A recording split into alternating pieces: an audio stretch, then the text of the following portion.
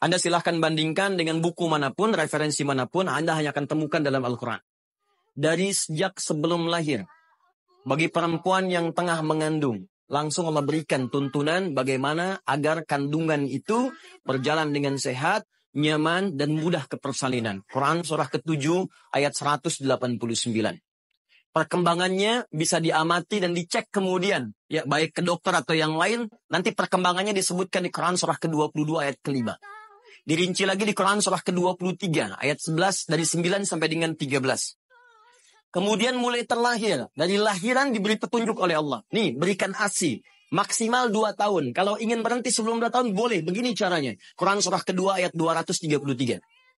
Dari sampai usia 2 tahun menjelang balik, kata Allah berikan 4 pendidikan dini. Ini turunannya, disebutkan 1, 2, 3, 4. Jika Anda ajarkan ini, maka anak ini akan tumbuh. 1, dekat dengan Allah. 2, dijamin taat pada orang tuanya. 3, dia akan baik dengan lingkungannya. Dan 4, dia akan bertahan dalam kebaikan sampai dia dewasa. Quran surah ke-31 ayat 13 sampai dengan 19. Usia 7 tahun. Ya, mulai dia balik misalnya, dia akan mulai belajar.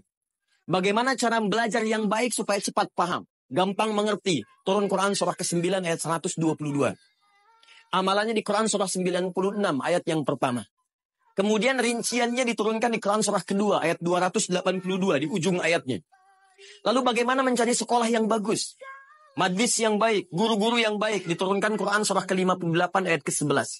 Dicontohkan tentang Maryam dan Nabi Isa alaihissalam di Quran surah ketiga ayat 35 sampai dengan 37.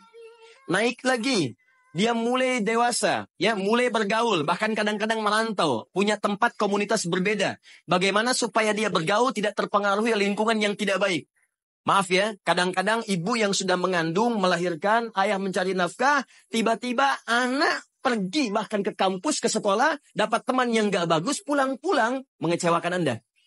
Dan bagaimana menemukan tempat-tempat yang baik untuk bisa menjaga perilaku anak ini? Ditemukan nanti di Quran surah ke-49 ayat ke-13-nya.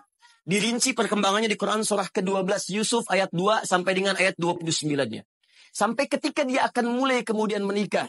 Kata Allah, pilih pasangan yang baik dengan ta'aruf, berikan mahar yang sempurna. Quran surah ke-4 ayat ke-4. Kemudian dia mulai menikah. Kata Allah, sebelum menikah, pelajari dulu fikih nikah. Banyak orang yang menikah, tapi karena tidak belajar tentang persoalan rumah tangga, apa yang akan terjadi di rumah tangganya. Detil Pak, Bu.